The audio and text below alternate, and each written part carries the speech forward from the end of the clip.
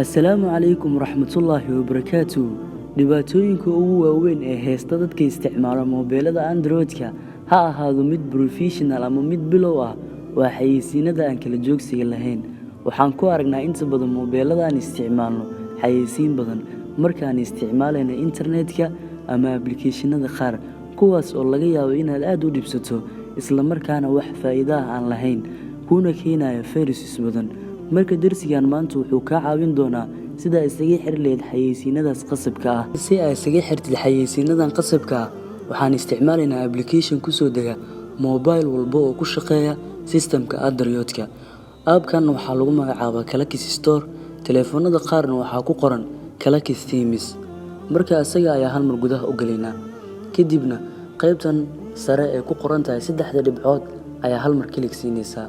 Kadib setting ayaa ka sii dooranaysaa. Kadibna waxaa iska xiraysaa marketing choice.